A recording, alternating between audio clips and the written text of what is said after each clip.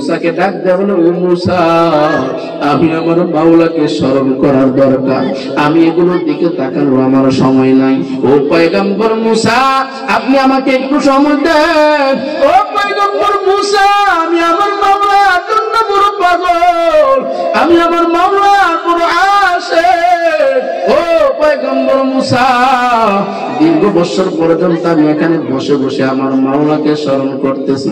পয়গম্বর মুসা আলাইহিস সালাম দূর পর্বতে যাওয়ার পর, আল্লাহর সাথে অনেক কথা বলার পর আল্লাহকে ডাক দিয়ে বলে, হে মালিক, রাস্তার মধ্যে আপনার একজন বান্দাকে দেখে আসলাম, আপনার বান্দা আপনার নামের জিকির করতেছে। সুবহানাল্লাহ। বলে আল্লাহ জিকির করতেছে। তবে একটা জিনিস আমি দেখলাম, যে জিনিসটা আমার কাছে আশ্চর্য মনে হলো, যে আপনার বান্দা আপনার জিকির করতেছে, অথচ আপনার বান্দার কপালের ভিতরে জাহান্নাম শব্দ লেখা। আল্লাহ পাক রব্বুল আলামিন ওহী পাঠাই দিলেন, ও পয়গম্বর মুসা, আপনি আবার আমার ওই বান্দার কাছে নিকটে দিয়ে যাইবেন, আমার বান্দার চেহারার দিকে আবার ভালো করে তাকাইবেন, আমি আল্লাহর কুদরতের নিশানা সেখানে দেখতে পাইবেন। সুবহানাল্লাহ।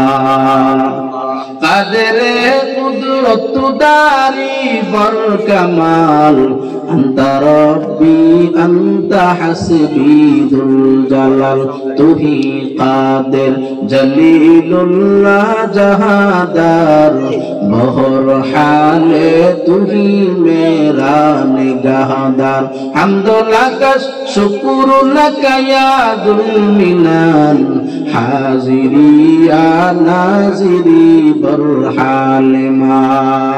পয়গম্বর মুসা আলাইহিস সালাম রাস্তাকে রওনা দিয়েছে, আমার আল্লাহর বান্দার দিকে তাকাইয়া দেখে আল্লাহর বান্দা আল্লাহর নামের জিকির করতেছে। একটা সেকেন্ডের জন্য আল্লাহর বান্দা আল্লাহর জিকির ভুলে না। সুবহানাল্লাহ। পয়গম্বর মুসা আলাইহিস সালাম তাকায় দেখি, ওই যে চেহারার ভিতরে জাহান্নাম শব্দ লেখা গিয়েছিল, এখন আর চেহারার ভিতরে জাহান্নাম শব্দ দেখা যায় না, চেহারার ভিতরে একটা নূরের আলো ঝলমল করতেছে। সুবহানাল্লাহ। ভাইরা আমার, আল্লাহকে ডাকতে মুসা বলে, ও মালিক, আল্লাহ, আপনার কুদরতের নিশানা কিছুই বুঝতে পারলাম না। মাত্র যাবার সময় আমি তাকায় দেখলাম আপনার বান্দার চেহারার ভিতরে জাহান্নাম শব্দ দেখা যায়। ও আল্লাহ, অল্প সময়ের ব্যবধানে আপনার বান্দার চেহারার ভিতরে এখন আর জাহান্নাম শব্দ দেখা যায় না। ও মালিক, ও আল্লাহ, আপনার বান্দার চেহারার ভিতরে একটা নূরের আলো দেখা যাইতেছে। আল্লাহ পাক রব্বুল আলামিন ডাক দিয়ে বলে, ও পয়গম্বর মুসা, আমার যেই বান্দার অপরাধের কারণে, গুনাহের কারণে আমার বান্দার কপালের ভিতরে জাহান্নাম শব্দ লেখা ছিল, আবার আমার এই বান্দার চোখের পানি ফালাইয়া যখন আমি আল্লাহকে স্মরণ করছে, ও পয়গম্বর মুসা, আমি আল্লাহকে যখন বান্দা স্মরণ করছে, আমি আল্লাহর কুদরতি কলিজার ভিতরে মায়া চলে আসছে। ও পয়গম্বর মুসা, আমি আল্লাহর এত মায়া, এত মায়া, আমি আল্লাহ 99 ভাগ মায়া আমি আল্লাহর কাছে রাখিয়া দিছি।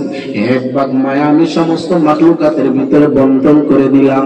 এই 1 ভাগ মায়া থেকে একটু মায়া বাবা পাওয়ার কারণে, সন্তানের জন্য বাবা সকাল থেকে সন্ধ্যা পর্যন্ত রোদে পুরে বৃষ্টিতে ভিজে, কি বলেন ঠিক কিনা? 1 ভাগের আংশিক মায়া পাওয়ার পর জনম দুঃখিনী মা গর্ভের ভিতরে 10 মাস 10 দিন লালন পালন করে, 1 ভাগ মায়ের আংশিক পাওয়ার পর ওই মা দীর্ঘদিন পর্যন্ত সন্তানের পায়খানা প্রস্রাবগুলি পরিষ্কার করতে থাকে। শুধু তাই নয়, আমাদের আব্বা জানেরা যখন নাক ডাইকা ঘুমাইতো, জনম দুঃখিনী মা সারা রাত্র সন্তানকে পাহারা দিতেন, কি বলেন ঠিক কিনা? ভাইরা আমার, আল্লাহ বলে, ও পয়গম্বর মুসা, 1 ভাগ মায়ার হালত যদি এমন হয়, 99 ভাগ মায়া আমি মাওলার কাছে রেখে দিছি। ও পয়গম্বর মুসা, এই জন্য আমার ইমানদার বান্দা বান্দি যখন আমি আল্লাহকে একটা আল্লাহ বলে ডাক দেয়, আল্লাহ বলে আমি আমার কুদরতি কলিজার মধ্যে জোশ উঠে যায়, আমার বান্দাকে আমি কবুল না করে পারি না। আল্লাহু আকবার। ভাইরা আমার, যেই বান্দা আল্লাহর জিকির করে, একদল বান্দা বান্দি এমন আছে, দুনিয়াদারেরা রাত্র যখন গভীর হইয়া যায়, দুনিয়াদারেরা ঘুমায় যায়, কি বলেন ঠিক কিনা? নাক ডাইকা ঘুমায়। আল্লাহ ওয়ালারা রাত্র যত গভীর হয় নাক ডাইকা ঘুমাইতে পারে না। আল্লাহ ওয়ালারা বিছানা থেকে আলাদা হয়ে যায়। তাতাজাফা জুনুবুহুম আনিল মাদাজি ইয়াদউনা রাব্বাহুম খাওফান ওয়া তামা। ওই বান্দা বান্দিরা একমাত্র আল্লাহকে ভয় করে, জাহান্নামকে ভয় করে, জান্নাতের আশায় বান্দা বান্দি বিছানা থেকে উঠিয়া যায়। ঠান্ডা পানি দেখে ওযু বানাইয়া আল্লাহর বান্দা যায় নামাজে দাঁড়ায় যায়। আল্লাহর বান্দা চোখের পানি ফলাইয়া কাঁদে, বলে হে মালিক, আমার মতন গুনাহগার কেউ নাই, আমার মতন নাফরমান কেউ নাই, আল্লাহ এলাকার মধ্যে আমার মতন খারাপ কেউ নাই। আল্লাহর নবী জানায়া দেন, মান তাওয়াজা লিল্লাহ রাফাহুল্লাহ। যেই বান্দা নিজেকে নিজে ছোট বানায়া দেয়, আমার মাওলা পুরা জগতের বিজয় বান্দাকে বড় বানায় দেয়। সুবহানাল্লাহ। ভাইরা আমার, ও ঢাকার মুসলমান, এই জন্য আল্লাহকে স্মরণ করে, ও চাকরিজীবী ভাই, ও দিন মজুর ভাই, ও দিনে আনে দিনে খানেওয়ালা ভাই, ও চাকরিজীবী ভাই, ও রিক্সা চালক ভাই, ও ড্রাইভার ভাই, ও কাজ কর্নেওয়ালা ভাই, ও এলাকার মা বোনেরা, পায়ে হাত দিয়া বলিয়া যাই গো মা, আর সময়টাকে নষ্ট করিয়েন না। ও বৃদ্ধ বাবারা চাষতলে বসে আর সময়টাকে নষ্ট করবেন না। ও যুবক ভাই, সময়টা পাইলে আল্লাহর নামের জিকির করেন। আল্লাহর নামের জিকির এত মজা, এত মজা, আল্লাহর জিকির এত মজা। বান্দা যখন আল্লাহকে জিকির করতে থাকে, আল্লাহকে স্মরণ করতে থাকে, বান্দার দিলের যে গুনাহগুলি আছে আল্লাহ অটোমেটিক মাফ করে দেয়। সুবহানাল্লাহ। এই জন্য আল্লাহ রাসূল সাল্লাল্লাহু আলাইহি সাল্লাম হাদিসের মধ্যে জানাই দিলেন, প্রত্যেকটা মানুষের শরীরের মধ্যে এমন একটা গোশতের টুকরা আছে, এই গোশতের টুকরাটা যদি নাপাক হয়ে যায়, কেমন যেন তার পুরো বডিটাই নাপাক হয়ে গেল। আবার এই গোশতের টুকরাটা যদি পাক হয়ে যায়, আল্লাহর নবী বলেন কেমন যেন পুরো শরীর বডিটাই পাক হয়ে গেল। সুবহানাল্লাহ। ভাইরা আমার, আল্লাহ বলেন, আমার বান্দা বান্দি আমি আল্লাহ জিকির করে, শুধু জিকিরের ভিতরে বান্দা সীমাবদ্ধ থাকে না। আল্লাহ বলেন, আমার বান্দা বান্দি একমাত্র আমি আল্লাহর উপর ভরসা করে। বলি কেমন ভরসা করে? আল্লাহ বলেন, একমাত্র দুনিয়ার কাউকে ডরায় না, দুনিয়ার কাউকে ভয় করে না, দুনিয়ার কোন ক্ষমতায় বান্দাকে ভয় করে না, দুনিয়ার কোন রক্ত চক্ষুকে বান্দা ভয় করে না, দুনিয়ার কোন হামান কামান এগুলোকে বান্দা ভয় করে না, দুনিয়ার এটম বোমকে বান্দা ভয় করে না, দুনিয়ার কোন কাউকে বান্দা ভয় করে না। 24টা ঘন্টা বান্দা একমাত্র আমার মাওলাকে ভয় করে। কি বলেন ঠিক কিনা? ভাইরা আমার, আল্লাহকে, আল্লাহর উপর ভরসা কেমন ভাবে করছে? ওরে পয়গম্বর ইউনূস আলাইহিস সালাম মাছের পেটের ভিতরে যাওয়ার পর আল্লাহ তাআলার উপর এমন ভাবে ভরসা করছে, পয়গম্বর ইউনূস আলাইহিস সালাম বলে, আমার মাওলা ছাড়া এই মাছের অন্ধকার থেকে কেউ বাঁচাইতে পারবে না। বুঝে থাকলে বলেন, আল্লাহ তাআলা মাছের পেট থেকে ইউনূস আলাইহিস সালামকে বের করেছেন কিনা? ও যুবক ভাই, যেই আল্লাহ পয়গম্বর ইউনূস আলাইহিস সালামকে সহযোগিতা করেছে, ওই টাইমে আল্লাহর ক্ষমতা যেমন ছিল, বর্তমানে আল্লাহর ক্ষমতা তেমন আছে কিনা? নাই। বরঞ্চ একটা সেকেন্ড পরিমাণ আল্লাহ আর একটা ক্ষমতা কমবে না। আল্লাহ জানায় দে, ও বান্দা বান্দির দল, সারা দুনিয়ার মানুষ যদি তোমরা আমি আল্লাহকে ডাকনেওয়ালা হয়ে যাও, সারা দুনিয়ার মানুষ যদি আমলকারী হয়ে যাও, আল্লাহ বলেন আমি আল্লাহর ক্ষমতার মধ্যে বিন্দু পরিমাণ বাড়তি আসবে না। আবার আল্লাহ না করো, তোমরা সবাই যদি নাফরমান হয়ে যাও, আল্লাহ বলেন আমি আল্লাহর ক্ষমতার ভিতরে বিন্দু পরিমাণ কমতি আসবে না। আল্লাহু আকবার। ভাইরা আমার, পয়গম্বর মুসা আলাইহিস সালাম আল্লাহর উপর এমন ভাবে ভরসা করছে। ও পয়গম্বর মুসা আলাইহিস সালাম কেমন ভরসা করছে? ফেরাউন বাহিনী পয়গম্বর মুসা আলাইহিস সালামকে পিছন দিক থেকে দাওয়া করেছে। দাওয়া করার পর ঘটনা আমার বলার উদ্দেশ্য না, সবাই ঘটনা জানেন। আসল মূল বিষয়টা আমার জানার উদ্দেশ্য, যেই বান্দা আল্লাহর উপর ভরসা করে ওই বান্দার কোনো জিনিসের কোনো পেরেশানি নাই। পয়গম্বর মুসা আলাইহিস সালাম নীল নদীর কাছে চলে গেছে, পিছন দিকটা ফেরাউন বাহিনী, সামনে নীল নদ। এবার মুসা আলাইহিস সালামের অনুসারীরা বলে, ও পয়গম্বর মুসা, আপনি না তুর পর্বতে গিয়ে আল্লাহ তাআলার সাথে কথা বলতেন। ও পয়গম্বর মুসা, আপনি আপনার রবকে একটু ডাক দিয়ে বলেন আমাদেরকে বিপদ থেকে উদ্ধার করার জন্য। পয়গম্বর মুসা আলাইহিস সালাম আল্লাহকে ডাক দিয়ে বলে, মালিক, আমার সামনেই নীল নদ, এত বড় সমুদ্র পাড়ি দেওয়া আমার ক্ষমতা নাই। ও আল্লাহ, আমার পিছনে ফেরাউন বাহিনী, আমার কিছু করার নাই। আল্লাহ পাক রব্বুল আলামিন ডাক দিয়ে বলল, ও মুসা, আপনার ক্ষমতা যেখানে শেষ, আমি আল্লাহর কুদরতি ক্ষমতা সেখান থেকে শুরু। কি বলেন ঠিক কিনা? ও পয়গম্বর মুসা, আপনার কোনো পেরেশানি নাই, আপনার কোনো ভয় নাই। ও পয়গম্বর মুসা, আপনাকে যারা দুনিয়ার জমিন থেকে বিদায় করে আসতেছে, বিদায় করার জন্য আসতেছে, বিনিময়ে তারা বিদায় হয়ে যাবে, আপনার কোনো পেরেশানি নাই। ওয়া মাকারু ওয়া মাকারাল্লাহ ওয়া মাকারু ওয়া মাকারাল্লাহ ওয়াল্লাহু খায়রুল মাকিরিন।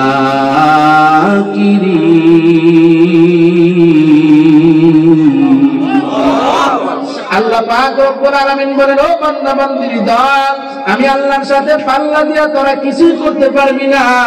ও বান্দা বান্দির দল, তোদের চক্রান্ত যেখানে শেষ হবে, আমি আল্লাহ কুদরতি ভাবে তোদেরকে সেখানে পেছে ফেলাই দিব। কি বলেন ঠিক কিনা?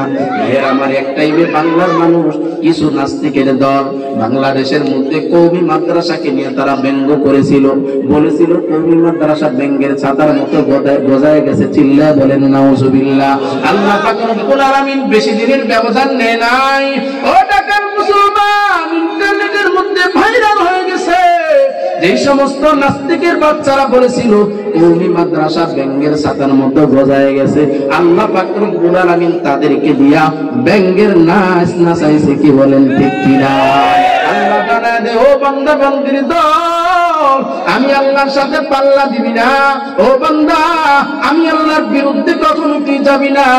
ও বান্দা বান্দির দল, আমি আল্লাহ যেমন বড়, আমি আল্লাহর ক্ষমতাও বড়। ও বান্দা বান্দির দল, আমি আল্লাহ চাই না তুমি জাহান্নামে যাও, আমি আল্লাহ চাই না তুমি কবরের আযাবে যাও, আমি আল্লাহ চাই না তুমি পুলসিরাতের পুল পার হইতে গিয়া জাহান্নামের মধ্যে পড়ো। ও বান্দা বান্দির দল, কারণ আমি আল্লাহ তোকে অনেক বড় আদর করে বানাইছি।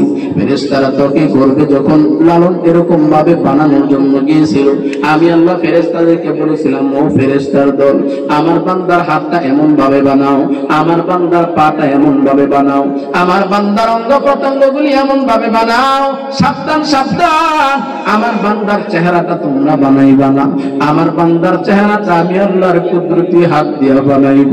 আমার এই বান্দা এই চেহারা নিয়া নামাজের মধ্যে যখন সেজদায় গিয়া আমার বান্দা আমি আল্লাহকে স্মরণ করবি, আল্লাহ বলেন আমি আল্লাহর কুদরতি কলিজাটা ঠান্ডা হয়ে যাবে। সুবহানাল্লাহ। বাইরা মা, ও উত্তরার মুসলমান, আমলের নিয়তে শুনেন বাবা, এখন আর পাগলামি করার সময় নাই, এখন আর মুখ বুঝিয়া থাকার সময় নাই। মুসলমানদের ইমানের পরীক্ষা সেকেন্ডে সেকেন্ডে হইতেছে। কি বলেন ঠিক কিনা? বর্তমান বাংলার জমিনে যেমন ভাবে কাদিয়ানীরা গজাইতেছে, বর্তমান যুগে সবচাইতে বড় ফিতনা হলো আহলে হাদিসের ফিতনা। কি বলেন ঠিক কিনা? ভাইরা আমার, আহলে হাদিসের ফিতনা থেকে আমাদের সন্তানদেরকে বাঁচানো লাগবে, নিজেও বাঁচা লাগবে, কারণ তাদের ফিতনাটা বড় সূক্ষ্ম ফিতনা। এমন কিছু কিছু বই তারা ইন্টারনেটের মাধ্যমে এই এমন কিছু কতগুলো বই তারা বের করে দিয়েছে। আপনার আমার অবল সবল সন্তানগুলিকে যারা ইউনিভার্সিটিতে পড়ে মাদ্রাসার বারান্দায় আসে নাই, ওই সমস্ত বান্দাগুলি ওই আহলে হাদিসের ফাঁদের মধ্যে পা দিতেছে। কি বলেন ঠিক কিনা? ও ঢাকার মুসলমান, বড় আফসোস লাগে, একটা ছেলে কলেজের মধ্যে পড়ে, ইউনিভার্সিটির মধ্যে পড়ে, ওই ছেলে একজন আলেমের বিরুদ্ধে ইন্টারনেটের মধ্যে লেখার মতন শক্তি পায়। কি বলেন ঠিক কিনা? এই দুঃসাহস তাকে কে দিল? একজন আলেমের বিরুদ্ধে, শুধু আলেম নয়, ইমাম আবু হানিফা রাহমাতুল্লাহি আলাইহির বিরুদ্ধে এরকম ভাবে সে কলম তুলে, অথচ তার কাছে তো হাদিসের কোনো এরকম ভাবে কোনো যোগ্যতা নাই, তার কাছে কিছুই নাই। ওই তারা তাকে যেইভাবে শিখাইতেছে এগুলোর কিছু বলি সে শিখিয়া এরকম ভাবে আবু হানিফা রাহমাতুল্লাহি আলাইহির মতন জবরদস্ত একজন ইমামের বিরুদ্ধে সে লেখতে ভয় করে না। কি বলেন ঠিক কি? এজন্য সোচ্চার হওয়া লাগবে, খুব সজাগ থাকা লাগবে। আমার ঈমান যেন আহলে হাদিসের ফিতনা নষ্ট না করতে পারে, আমার ঈমান যেন কাদিয়ানীর বাচ্চারা নষ্ট না করতে পারে। যারা বলে নবীর পরে গোলাম আহমদ কাদিয়ানী নাকি নবী, চিল্লায় বলেন নাউজুবিল্লাহ। ও ঢাকার মুসলমান, ঘুমায় ঘুমায় আর সময় পার করার সময় নাই, ঠিক কি না জোরে বলি? ভাইয়েরা আমার, এই জন্য আল্লাহ পাক রব্বুল আলামিন বলেন, ও বান্দা বান্দির দল, আমি আল্লাহকে স্মরণ করো। আল্লাহ বলে যে বান্দা আমি আল্লাহকে স্মরণ করে ওই বান্দা কখনো মিথ্যা কথা বলতে পারে না। যেই বান্দা আমি আল্লাহকে স্মরণ করে ওই বান্দা কখনো অপরকে ঠকাইতে পারে না। যেই বান্দা আমি আল্লাহকে স্মরণ করে ওই বান্দা কখনো ওজনের মাপে কাস্টমারকে কম দিতে পারে না। যেই বান্দা আমি আল্লাহকে স্মরণ করে ওই বান্দা কখনো নামাজ থেকে গাফেল থাকতে পারে না। যেই বান্দা আমি আল্লাহকে স্মরণ করি ওই বান্দা তার স্ত্রীকে কখনো বেপরদায় রাখতে পারে না। ভাইরা আমার, ও স্বামীর দল, পায়ে হাত দিয়ে বলিয়ে যায়, বিরোধ বুঝবেন না, মনে করিয়েন না আপনার বিরুদ্ধে আমি গেলাম। না রে ভাই না, আল্লাহ আপনাকে একটা জিম্মাদারি দিয়ে আল্লাহ তাআলা পাঠিয়ে দিয়েছে। আপনার স্ত্রীকে আপনি পর্দার ভিতরে রাখা এটা ফরজ। নামাজ পড়া যেমন ফরজ, নামাজ বিধান পালন করা যেমন ফরজ, রোজা যেমন ভাবে ফরজ, ঠিক এক ক্যাটাগরির ফরজ নিজের আপন স্ত্রীকে পর্দায় রাখা। কি বলেন ঠিক কিনা? নিজের মেয়েকে পর্দায় রাখা ফরজ। কি বলেন ঠিক কিনা? ভাইয়ের আমার, আল্লাহ পাক রব্বুল আলামিন বলেন, ও বান্দা বান্দির দল, জিকির এমন একটা আমল, এমন একটা আমল, এই জিকিরের কোনো টাইম নাই। বান্দা তুমি যখন চাও তখনই আমি আল্লাহকে স্মরণ করতে পারবা। কি বলেন ঠিক কিনা? আল্লাহ বলেন, বান্দা নামাজ পড়া যদিও আমি আল্লাহর বিধান, সব টাইমে তুমি নামাজ পড়লে নামাজ কবুল হবে না। রোজা যদিও আমি আল্লাহর বিধান, ও বান্দা সব টাইমে তুমি রোজা রাখলেই রোজা কবুল হবে না। ও বান্দা বান্দির দল, তিন টাইমে নামাজ পড়া হারাম। সূর্য উদিত হওয়ার সময়, সূর্য প্রহারের সময়, সূর্য ডুবার সময়। কি বলেন ঠিক কিনা? মুসলমানের সন্তান ফজরের নামাজ পড়তেছে, ওই দিকটা পূর্ব দিকটা সূর্য উঠতেছে, কোনো খবর নাই, আছে কিনা নাই? আপনাদের ঢাকা উত্তরায় না থাকলে আমাদের ব্রাহ্মণবাড়িয়ার অভাব নাই। ও সন্তানের দল, ও মুসলমানের সন্তান, মুসলমানের সন্তান হইয়া নামাজের কোন সময় নামাজের রক্ত শেষ হয় শুরু হয় এটা জানা থাকে না। এর চাইতে আশ্চর্য বিষয় কখনো হইতে পারে না। ঠিক কিনা জোরে বলেন? ছেলেও নামাজ পড়ে না, মেয়েও নামাজ পড়ে না, স্বামীও নামাজ পড়ে না, স্ত্রীও নামাজ পড়ে না। কি বলেন, এই ঘরের মধ্যে আল্লাহর রহমত কি ঘরের টুলি ভাইরা আল্লাহ দিয়ে দিবেন? অসম্ভব। বলে হুজুর কি বলেন, আমি নামাজ না পড়লেও তো আমার ব্যাংক ব্যালেন্সের অভাব নাই, আমার টাকার অভাব নাই, আমার সন্তান তিনটা কানাডায় থাকে, আমার তো সুখের কোনো শেষ নাই, দুঃখ আমাকে স্পর্শ করতে পারে না। আমি স্পষ্ট ভাষায় জানাই দিতে চাই, ও দোস্ত, যদি মনে করেন দুনিয়ার শান্তি আসল শান্তি, তাহলে আপনি বোকার স্বর্গে বাস করবেন। কি বলেন ঠিক না? দুনিয়ার শান্তি আসল শান্তি নয়, দুনিয়ার সুখ আসল সুখ নয়, দুনিয়ার দুঃখ আসল দুঃখ নয়, দুনিয়ার কষ্ট আসল কষ্ট নয়। কারণ আল্লাহ রাসূল সাল্লাল্লাহু আলাইহি সাল্লাম হাদিসের মধ্যে জানাই দিলেন, যে বান্দা জান্নাতের ভিতরে ঢুকবে, বান্দা দুনিয়ার জমিনে একটা সেকেন্ডের জন্য বান্দা সুখ করে নাই, এসি কি জিনিস বান্দা দেখে নাই। বান্দা তিন বেলা মিজায়, তিন বেলা কোন রকম এরকম ভাবে খানা খাইয়া বান্দা পার করে দিত। এমন টাইম যাইতো বান্দা তিন বেলাও খাইতে পারে নাই। হালাল পথে বান্দা ইনকাম করত, কষ্টের সাথে বান্দা এরকম ভাবে জীবন যাপন করত। বান্দার মাথা থেকে পা পর্যন্ত কখনো গামছা শুকায় নাই। এই বান্দাকে যখন আল্লাহ জান্নাতি দিবে, আল্লাহ পাক রব্বুল আলামিনের জান্নাতের ফেরেশতারা ডাক দেয়া বলবে, ও আল্লাহর বান্দা, দুনিয়ার জমিনে কি তুমি কোনো কষ্ট করেছিলে কিনা? আল্লাহর বান্দা সেকেন্ডের ভিতরে জবান থেকে বলবে, দুনিয়ার জমিনে আমি কোনো কষ্ট করি নাই। সুবহানাল্লাহ! কেমন শান্তি আর কেমন আরাম হলে এই কথা বলতে পারে? সারাটা জীবন ভর শুধু কষ্ট করছে, তারপরে বলবে আমি দুনিয়ার জমিনে কোনো কষ্ট করি নাই। ভাইরা আমার, ও উত্তরার মুসলমান, এই জন্য আমি অনেক জায়গায় বলি, আপনাদের এখানেও বলিয়া যাই, যদি মনে করে আমি এসির ভিতরে আছি, আমি বড় দুনিয়ার ভিতরে আরামে আছি, সুখে আছি, বলি এটা আমার মূল টার্গেট। কারণ আল্লাহ ওয়ালারা কখনো দুনিয়া চায় না, আল্লাহ ওয়ালারা আখিরাত চায়। আল্লাহ ওয়ালারা চায় আমার আখিরাত সুন্দর হোক, কি বলেন ঠিক কিনা ভাইরা আমার? আল্লাহ ওয়ালারা একমাত্র আল্লাহকে রাজি খুশি করতে চায়, কি বলেন ঠিক কিনা?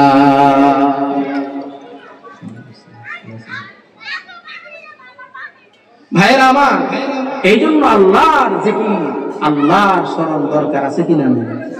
জোরে বলেন আছে কিনা নাই? এ উত্তরার মুসলমান, ভয় পাইতেছেন নাকি? জবান দিয়ে কথা বললে কোনো ভয় আছে? আল্লাহর স্মরণ করার দরকার আছে কিনা নাই? ভাইয়েরা আমার, আল্লাহর স্মরণের ভিতরে এত মজা, এত মজা। যেই বান্দা আল্লাহর স্মরণ করবে, আল্লাহ পাক রব্বুল আলামিন বান্দার স্মরণ করবে। সুবহানাল্লাহ বলে। ভাইয়েরা আমার, আল্লাহ পাক রব্বুল আলামিন বলে, যেই বান্দা বান্দি আমি আল্লাহকে স্মরণ কইরা, বান্দা নিজের গুনাহের কথা স্মরণ কইরা বান্দা ইস্তেগফার পড়তে থাকবে, আল্লাহ পাক রব্বুল আলামিন বলেন ওই ইস্তেগফার পড়নেওয়ালা বান্দা বান্দিকে আমি আল্লাহ 5টা পুরস্কার দান করব। সুবহানাল্লাহ। ইস্তাগফিরু রাব্বাকুম ইন্নাহু কানা গফফারা ইরসিলিস সামাআ আলাইকুম মিদরারা ওয়া ইউমদিদকুম বিআমওয়ালিন ওয়া বানিন ওয়া ইয়াজআল লাকুম জান্নাতিন ওয়া ইয়াজআল লাকুম আনহারা। আল্লাহ পাক রব্বুল আলামিন ডেকে ডেকে বলে, ও বান্দা বান্দির দল, আমি আল্লাহকে স্মরণ করতে পারো নাই, আমি আল্লাহকে চিনো নাই, আমি আল্লাহকে জানতে পারো নাই। হঠাৎ করে তোমার ব্রেনের ভিতরে আমি আল্লাহ সম্পর্কে স্মরণ আসছে। ও বান্দা বান্দির দল, আর দেরি করিস না রে বান্দা। ও বান্দা বান্দির দল, তুমি ইস্তেগফার করতে থাকো, আমি আল্লাহর কাছে ক্ষমা চাইতে থাকো বান্দা। আমি আল্লাহ তোমাকে ক্ষমা করিয়া জান্নাতি বানাই দেব। সুবহানাল্লাহ। 1 নাম্বার পুরস্কার, আমি আল্লাহ তাআলা তোমার জীবনের গুনাহগুলি মাফ করে দিব। 2 নাম্বার পুরস্কার, আমি আল্লাহ তোমার যেই টাইমে আকাশ থেকে পানির দরকার আমি আল্লাহ পানি দান করব। 3 নাম্বার পুরস্কার, আমি আল্লাহ তোমাকে সন্তান সম্পদ দিয়া সাহায্য করব। সুবহানাল্লাহ। জোরে বলেন, কি দিয়া সাহায্য করবেন? সন্তান এবং সম্পদ।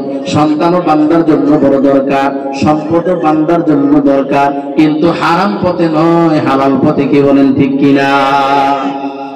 আল্লাহকে যে বান্দা স্মরণ করবে, ওই বান্দা কল্পনাও করবে না, চিন্তাও করবে না যে আমার রিজিক যেন হারাম পন্থায় আসে, কি বলেন ঠিক কিনা? কারণ এই বান্দা তো আল্লাহর স্মরণকারী। এই বান্দা সকাল সন্ধ্যায় বান্দা দাঁড়ানো বসা অবস্থা আল্লাহকে স্মরণ করে। এই জন্য বান্দা কখনো হারাম খাইতে যাবে না। বান্দা যদিও 3 বেলা থেকে 2 বেলা খায়, ওই বান্দা কখনো হারাম খাবে না, হারামের দিকে আগাইয়া যাবে না, কি বলেন ঠিক কিনা? ভাইরা আমার, 4 মাযহাবের ইমাম, 4 জন ইমাম, 4 জন ইমামের ভিতরে 4th নাম্বার ইমামের নাম হলো ইমাম আহমদ ইবনে হাম্বল রাহমাতুল্লাহি আলাইহি। এই ইমাম আহমদ ইবনে হাম্বল রাহমাতুল্লাহি আলাইহি জগৎ বিখ্যাত একজন ইমাম। বলে ইমাম আহমদ ইবনে হাম্বল রাহমাতুল্লাহি আলাইহির কাছে 10 লক্ষ হাদিস মুখস্থ ছিল। সুবহানাল্লাহ। কয় লক্ষ হাদিস? 10টা হাদিস আমাদের কাছে, আমাদের থেকে রাসূল পর্যন্ত সনদ সহ আছে নাই। অথচ চাষতলে বসে অমুক হুজুর খারাপ, অমুক আলেম ভালো না, এগুলো আমরা আম জনসাধারণ পায়ে হাত দিয়ে বলি, রাগ করিয়েন না, এগুলো আমাদের বলার সময় নাই, কি বলেন ঠিক কিনা? আলেম আলেমকে ঠিক করবে, ওলামায়ে কেরাম যদি কেউ ভুল বলে আরেক ওলামায়ে কেরাম ভুল ধরাই দিবে।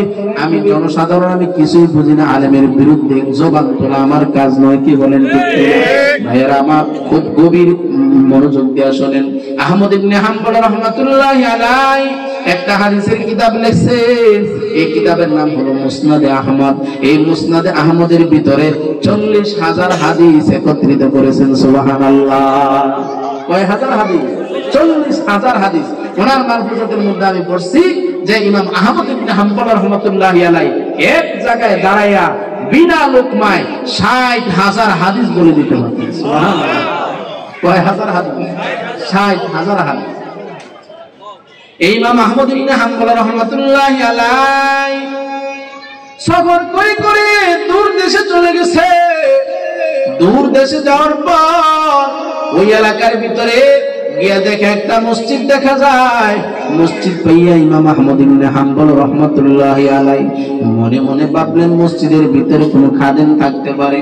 ডাক দিয়ে বলে, ও মসজিদের খাদেম, কে আছো? আমাকে একটু জায়গা দাও, আমি দূর থেকে সফর করে আসছি, রাত্রিটা এখানে যাপন করা লাগবে।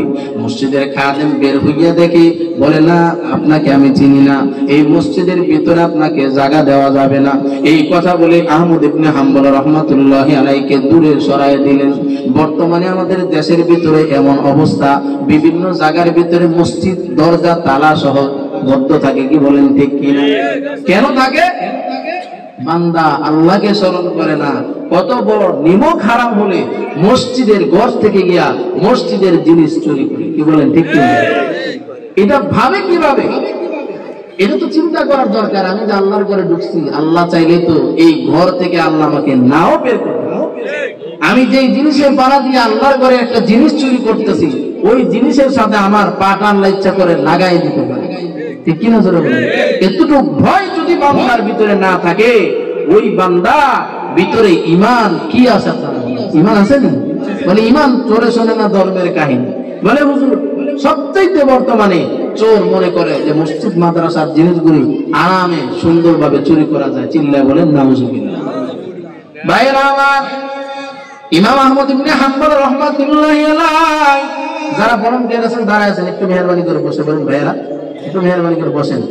আর পিছনে যারা আছেন একটু সামনের দিকে আগায় আসেন, একটু মেহেরবানি করে 1 মিনিট জিকির করেন, লা ইলাহা ইল্লাল্লাহ, লা ইলাহা ইল্লাল্লাহ, লা ইলাহা ইল্লাল্লাহ, লা ইলাহা ইল্লাল্লাহ, লা ইলাহা ইল্লাল্লাহ, লা ইলাহা ইল্লাল্লাহ, লা ইলাহা ইল্লাল্লাহ। এখানে যারা ওলামায়ে কেরাম আসতেছেন সবাই আপনাদের মেহমান। মেহমানকে কদর করা মেজবানের দায়িত্ব, কি বলেন ঠিক কিনা? যে সমস্ত যুবক ভাইরা দাঁড়িয়ে আছেন, পায়ে হাত দিয়ে বলি পরিবেশটা সুন্দর করে একটু মেহেরবানি করে বসে যান। আল্লাহ আপনাদেরকে অবশ্যই বরকত দিবে ইনশাআল্লাহ। ভাইরা আমার,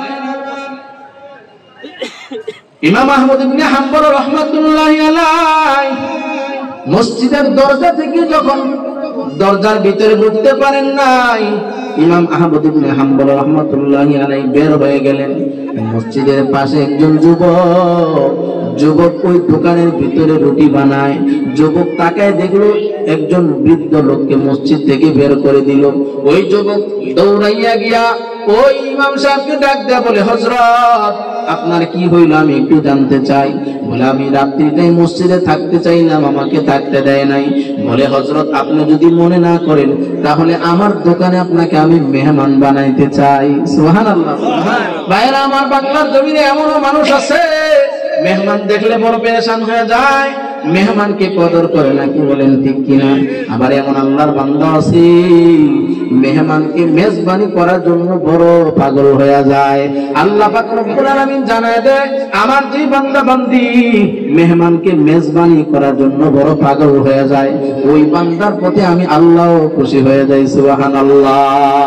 ভাইরা আমার, ও উত্তরার মুসলমান, আমলের নিয়তে শুনেন বাবা। এবার আহমদ ইবনে হাম্বল রাহমাতুল্লাহি আলাইহি ওই যুবকের দোকানের ভিতরে মেহমান হয়ে গেলেন। আহমদ ইবনে হাম্বল রাহমাতুল্লাহি আলাইহি তাকায় দেখেন যুবক মানুষ রুটি বানাইতেছে, আবার জবান দিয়ে কি যেন একটা বলতেছে। আহমদ ইবনে হাম্বল রাহমাতুল্লাহি আলাইহি কৌতূহল করে প্রশ্ন করলেন, যুবক, তুমি রুটি বানাও, তুমি কি মুখে একটু আস্তে আস্তে আওয়াজে বলে, আমি জানতে চাই। যুবক চোখের পানি ফালায়, বলে, হযরত, আমার গোপন আমল আজ পর্যন্ত কেউ জানতে পারে নাই। হযরত, এটা আমার গোপন আমল, হযরত, আমি আমার গোপন আমলটা প্রকাশ করতে চাই না। আহমদ ইবনে হাম্বল বলে, ও যুবক, তুমি আমার কাছে নির্দ্বিধায় বলো, আমি কারো কাছে এটা ফাঁস করব না। যুবক বলে, হযরত, আমি ইস্তেগফারের আমল করতেছি। সুবহানাল্লাহ। আহমদ ইবনে হাম্বল রাহমাতুল্লাহি আলাইহি ডাক দিয়ে বলে, ও যুবক, ইস্তেগফারের আমল করে তুমি কি পেয়েছো?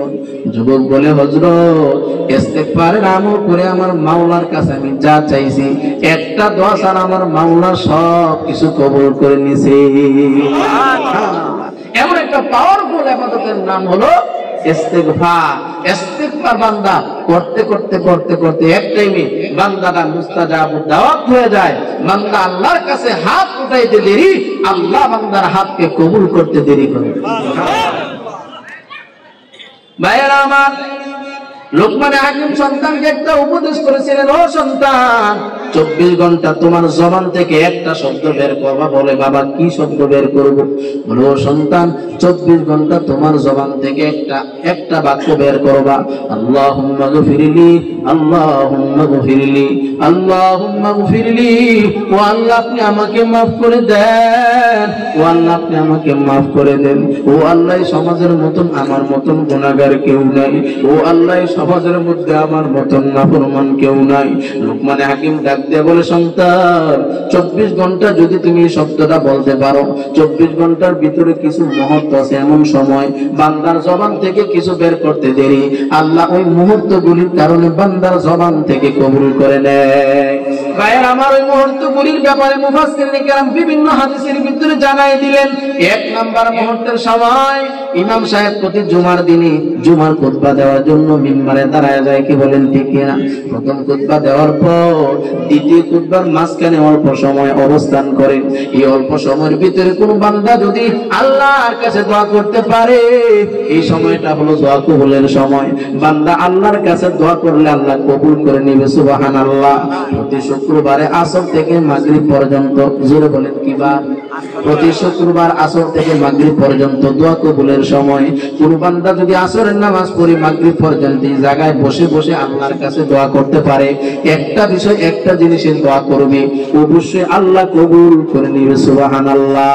শুধু তাই নয়, নবী আমার জানায় দেয় উম্মতের দল প্রতি শুক্রবার আসরের নামাজের পর তোমরা যদি আমি নবীর উপর 80 বার দুরূদ পড়তে পারো, আল্লাহুম্মা সাল্লি আলা মুহাম্মাদিন নবিয়্যিল উম্মি ওয়া আলা আলিহি ওয়া সাল্লিম তাসলিমা, এই দুরূদটা যদি 80 বার পড়তে পারো, নবী জানায় দেয় আল্লাহ তোমাদের 80 বছরের গুনাহ মাফ করে দিবে, সুবহানাল্লাহ। ও ঢাকার মুসলমান, ইস্তিগফারের এমন দাম, এমন দাম, বান্দা ইস্তিগফার করতে করতে এক টাইমে বান্দাটা আল্লাহর প্রিয় হয়ে যায়। ইমাম আহমদ ইবনে হাম্বল রাহমাতুল্লাহি আলাইহি ডাক দিয়ে বলে, ও যুবক কোন দোয়াটা তোমার কবুল হয় নাই? ও যুবক আমি একটু জানতে চাই। যুবক ডাক দিয়ে বলে, হযরত আমি শুনেছি আমার এখান থেকে অনেক দূরে সফর করে যাওয়া লাগে।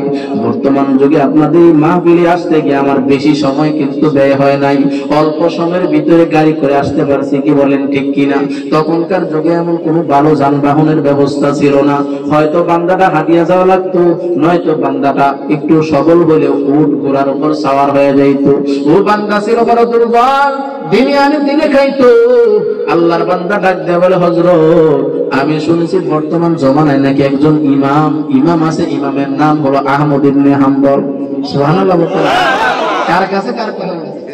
আহমদ ইবনে হাম্বলের কাছে বলে, হযরত আমি শুনেছি অনেক দূরে আহমদ ইবনে হাম্বল, আমার মনের বড় আশা আহমদ ইবনে হাম্বল বর্তমান জমানার ইমামের কাছে আমি গিয়া আমি কিছু সান্নিধ্য অর্জন করতে চাই। আমার মনে বড় আশা, কিন্তু আমি যদি দোকানটা বন্ধ করে দিয়ে যাই আমার স্ত্রী কি খাবে, আমার সন্তানগুলি কি খাবে, হালাল রিজিক তাদের কাছে পৌঁছাইবে না। ও হযরত এইজন্য আমি এখানে বসে বসে আল্লাহর কাছে দোয়া করতেছি আর ইস্তিগফারের আমল চালাই দিতেছি। আহমদ ইবনে হাম্বল রাহমাতুল্লাহি আলাইহি চোখের পানি ছেড়ে বলে, যুবক ও যুবক, যার জন্য তুমি অপেক্ষা করেছো, যার জন্য আল্লাহর কাছে তুমি দোয়া করেছো, ও যুবক যে ইস্তিগফারের আমল তুমি চালাই নিছো, ও যুবক আমি হইলাম জমানার ইমাম আহমদ ইবনে হাম্বল।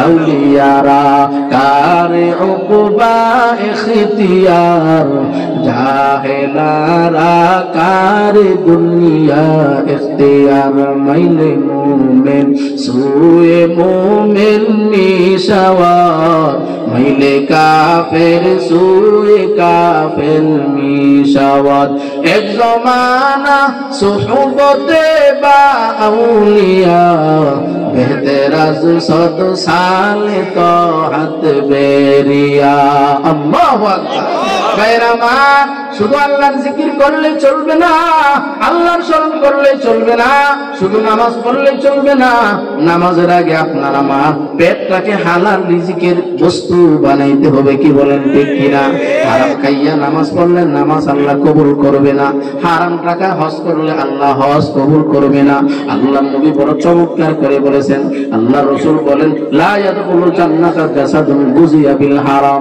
ওই শরীরটা জান্নাতে প্রবেশ করবে না যেই শরীরটা জাহান্নাম দিয়ে লালিত পালিত হয়েছে শুধু তাই নয় ও যুবক ভাই এই জন্য হালাল পথে আগায়া যাওয়া লাগবে যেই বান্দা আল্লাহকে স্মরণ করে ওই বান্দা যদিও দোকানের কর্মচারী হয় যদিও দেখে আমার দোকানের মালিক নাই ওই বান্দা মনে মনে ভাবে আহারে যদি আমার দোকানের মালিক নাই আমার মাওলা আমার দিকে তাকায় আছে কি বলেন ঠিক কিনা মায়ের আমার হালাল রিজিকের বড় দাম বান্দা হালাল রিজিক খাইয়া যখন নামাজের ভিতরে দাঁড়ায়া যায় বান্দা হালাল রিজিক খাইয়া যখন জিকিরের করতে থাকে বান্দার দিলের ভিতরে শুধু মজা আর মজা আল্লাহু আকবার এইজন্য হালাল রিজিকের বড় দাম হালাল রিজিকের কেমন দাম হালাল রিজিক খানে ওরা বান্দা রিজিক যদি কোন বান্দা খায় স্বপ্ন যোগে নবীর সাথে মুলাকাত হয়ে যায় সুবহানাল্লাহ উত্তরার মুসলমান পায়ে হাত দিয়া বলি ও এলাকার মা বোনেরা আপনাদের পায়ে হাত দিয়ে বলি মা হারামের দিকে নিজেও আগাইবেন না নিজের স্বামীকেও আগাই দিবেন না ও উত্তরার মা বোনেরা স্বামী যদি হারাম কামাই করে আসে স্বামীকে বুঝাইবেন ও স্বামী আমার দুনিয়া কয়দিনের দুনিয়া থেকে তো একদিন দুনিয়া থেকে বিদায় নেওয়া লাগবে ও স্বামী আমার আমি গাড়ি চাই না আমি বাড়ি চাই না ও স্বামী আমার আমি দামি শাড়ি চাই না ও স্বামী আমার হালাল রিজিক করে আপনি নিজের জীবন চালান প্রয়োজন বোধে যদি আপনি 500 টাকার একটা শাড়ি আমাকে কিনিয়ে দেন ও স্বামী এটা আমার জন্য 5000 টাকার স্বামীর মতন হবে ও মা গো মা আমি অনেক জায়গায় বলি এখানেও বলিয়ে যাই কোন আমার মা বোন যদি অল্প সন্তুষ্ট হয়ে যায় অল্পতে তুষ্ট হয়ে যায় ওই আল্লাহর বান্দি নিজের স্বামীকে কখনো হারাম দিকে আগায় নেবে না ঠিক কিনা জোরে ভাইরা আমার হালালের ভিতরে এত বরকত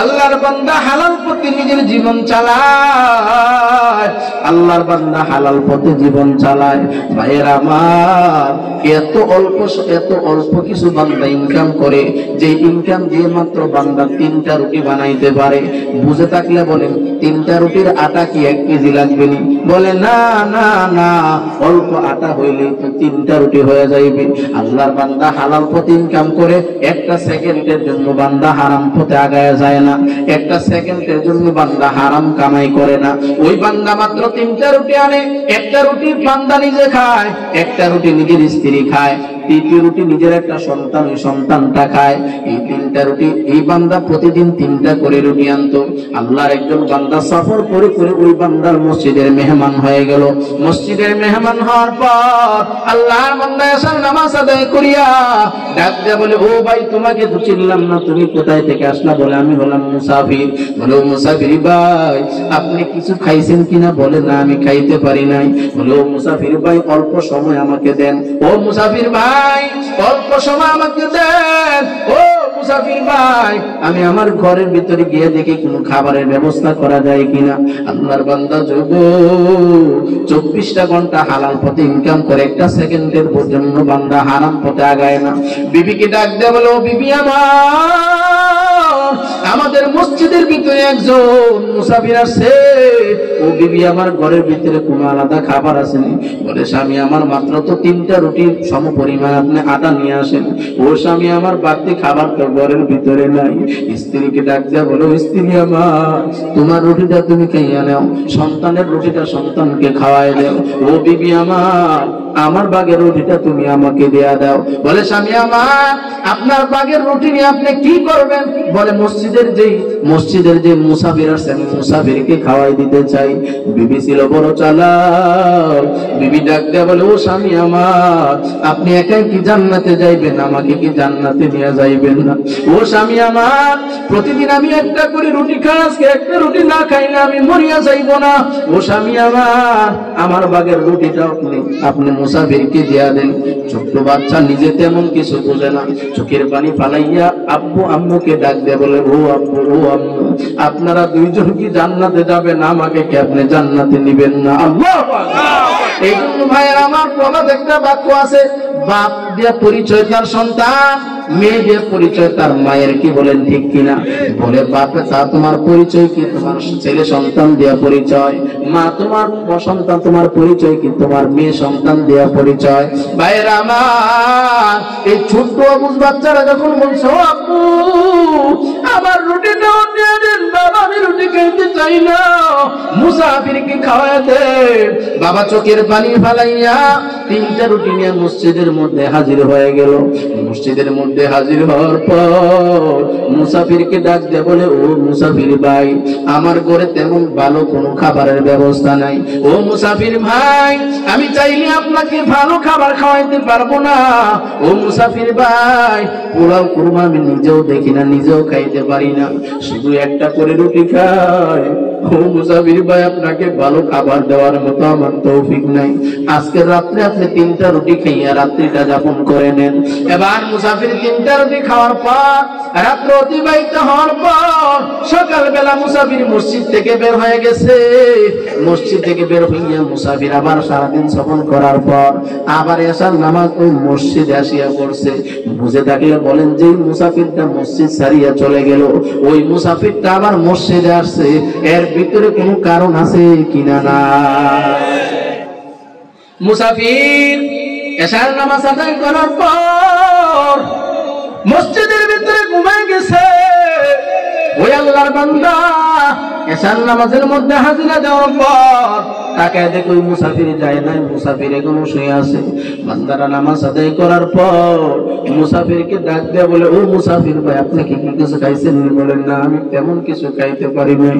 বলে, মুসাফির ভাই অল্প সময় আমাকে দেন, আমার ঘরে গিয়া দেখি কি আছে। আমরা হইলে বলতাম, মিয়া গতকালকে 3টা রুটি তোমাকে খাওয়াইছে, আজকে আমার ঘরে খাবার নাই। ঠিক কিনা জোরে বলেন? ওই বান্দার ভিতরে আল্লাহ এত মহব্বত, এত ভালোবাসা, এত আল্লাহর ভয়। ওই বান্দা একটা সেকেন্ড একটা টাকা বান্দা হারাম পথে কামাই করে না। বাড়িতে গিয়ে দেখে নিজের ছোট্ট সন্তানটা গতকালকে রুটি না খাওয়ার জন্য অসুস্থ হয়ে গেছে। বিবিকে ডাক দিয়ে বলে, ও বিবি আমার সন্তানের রুটিটা আমার সন্তানের বাগে দিয়া। ও বিবি, তোমার রুটিটা আমার রুটিটা আমি মুসাফিরকে দিয়ে আসি। দ্বিতীয় রাত্রে আল্লাহর বান্দা 2টা রুটি মুসাফিরকে দেওয়ার পর মুসাফির 2টা রুটি খাইয়া ঘুমায় গেল। তৃতীয় রাত্রেও সেম কাহিনী। মুসাফির আবার সারাদিন সফর করে মসজিদে চলে আসলো। আল্লাহর বান্দা এশার নামাজে হাজির গিয়া দেখে মুসাফির এখনো যায় নাই। বলে, ও মুসাফির ভাই, আপনি কি যান নাই? বলে, না আমি যাই নাই। বলে, কিছু খাবার খাইছেননি? বলে, না আমি তেমন কিছু খাইতে পারি নাই। ও মুসাফির ভাই, একটু সময় আমাকে দেন, আমি একটু ঘরের ভিতরে গিয়া দেখে আসি, আপনার জন্য কিছু খাবারের ব্যবস্থা করতে পারি কিনা। আল্লাহর বান্দা একটা দৌড় দেওয়া ঘরের মধ্যে গিয়া দেখে নিজের বিবিটা অসুস্থ হয়ে গেল। 2 দিন ধরে বিবিটা কিছুই খায় না। সন্তানটা ঘরের মধ্যে অসুস্থ হয়ে গেল, বিবিটা অসুস্থ হয়ে গেল। চোখের পানি ফেলায় আর বলে, ওই স্ত্রী আমার, তোমার বাগের রুটিটা তুমি খাইয়ে নাও, আমার সন্তানের বাগের রুটি আমার সন্তানকে খাওয়ায় দাও। ও বিবি, আমার বাগের রুটিটা আমাকে দিয়ে দাও। রুটিটা হাতে নিয়া মুসাফিরের সামনে রুটি দেওয়ার পর চোখের পানি ছাইরা মুসাফিরকে ডাক দিয়ে বলে, ও মুসাফির ভাই, আপনার পায়ে হাত দিয়ে বলে দিন মুসাফির, ও মুসাফির, আগামীকাল থেকে আপনি মসজিদে আর থাকবেন না।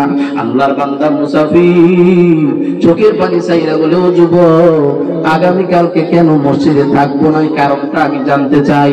এবার যুবক বলে, হযরত, আমি আমার কারণগুলো বলবো, কিন্তু আপনি কেন মসজিদ ছাড়েন, আপনার কারণটা আমাকে বলা লাগবে। আল্লাহু আকবার। যুবক চোখের পানি ফেলায় চোখের পানি ফেলাইয়া ডাকতে বলে, ও মুসাফির ভাই, প্রথম রাত্রে আপনাকে 3টা রুটি আমি দিলাম, আমার ঘরের একটা সদস্য কিছুই খাই নাই। ও আল্লাহর বলি, দ্বিতীয় রাত্রে আপনার কাছে কেন 2টা রুটি দিলাম? প্রথম রাত্রে আমার সন্তান রুটি খায় না, অসুস্থ হয়ে গেল। দ্বিতীয় রাত্রে আপনার কাছে কেন আমি এরকম ভাবে দ্বিতীয় রাত্রিতে 2টা রুটি কেন দিলাম? দ্বিতীয় রাত্রে 2টা রুটি দিলাম, আমার সন্তানটা অসুস্থ হয়ে গেছে, তার ভাগে রুটি আপনাকে দিতে পারি নাই। তৃতীয় রাত্রে 1টা রুটি কেন দিলাম? আমার স্ত্রীটা অসুস্থ হয়ে গেল, আমার স্ত্রীর রুটিটা আপনাকে দিতে পারি নাই।